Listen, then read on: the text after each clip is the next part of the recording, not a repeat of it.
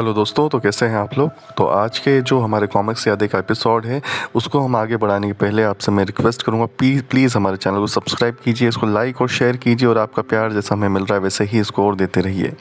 तो आज के कॉमिक्स यादें के एपिसोड में हम बात करेंगे लीज़ा उर्फ श्रेया भास्कर के बारे में।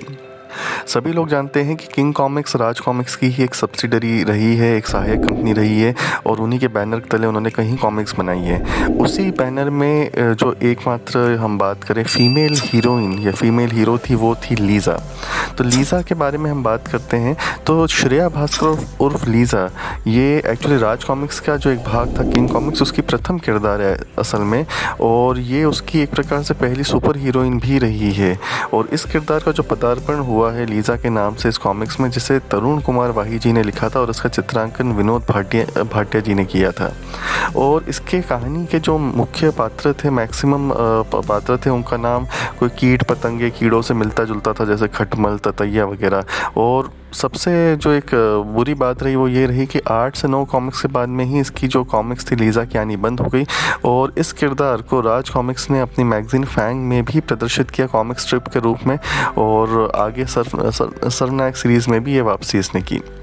अब इसको और आगे इस डिटेल में जाने पहले मैं आपको कह दूं कि ये जो सारे रिसर्च है हमारे मित्र NK कोठारी जी ने की है, तो हमें उनका भी बहुत बहुत धन्यवाद देते हैं कि उन्होंने वक्त निकाल के इतना अच्छा रिसर्च करके हमें ये रिसर्च दिया ताकि हम आप तक ये वीडियो पहुंचा पाएँ। तो पूरी जो कथा सार है वो कथा सार इस प्रकार से है कि किंग सिटी के अंदर वहाँ पे प्रोफेसर भास्कर जो कि बहुत ही अच्छे वैज्ञानिक, बहुत ही पहुँचे वैज्ञानिक थे, वो एक सुपर प्रोटेक्टिव रेस बना रहे थे जो कि परमाणु बम से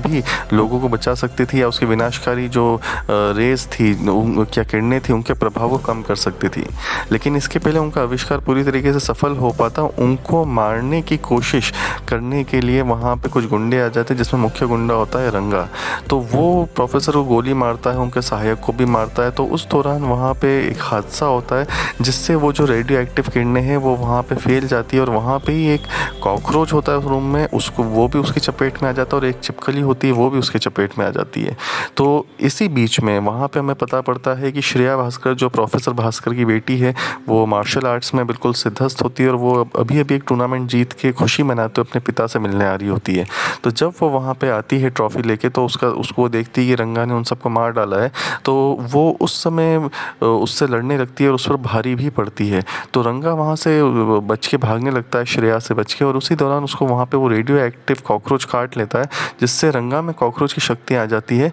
और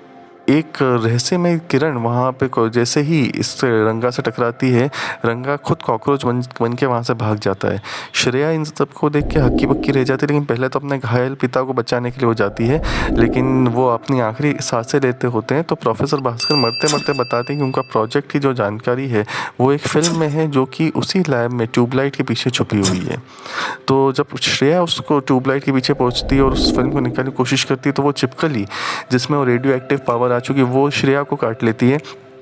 जिस कारण से श्रेया के अंदर छिपकली की शक्तियाँ आ जाती है। और अब उसी छिपकली की शक्तियाँ और गुणों के कारण श्रेया अपने आप को लीज़ा के रूप में बदलती है और लीज़ा के रूप में वो उस कॉकरोच बने हुए रंगा से बदला लेती है और उसे जेल भी भेजती है। इसके बाद में उसकी जो भिड़ंत है काफ़ी और भी अलग अलग कैरेक्टर्स है, मैडम किरकिली, खटमल, ततैया, कांतार जैसे खलनायकों से होती है जो कि किंग सिटी में अपना आतंक मचाए रहते हैं। कुछ सालों बाद में जब किंग कॉमिक्स बंद हो जाती है तब बीच बीच में लीज़ा की कॉमिक स्ट्रिप फैंग मैगज़ीन में भी प्रकाशित होती थी, लेकिन जब फैंग मैगज़ीन भी आना बंद हो गई तब इस किरदार को फिर देखा ही नहीं गया।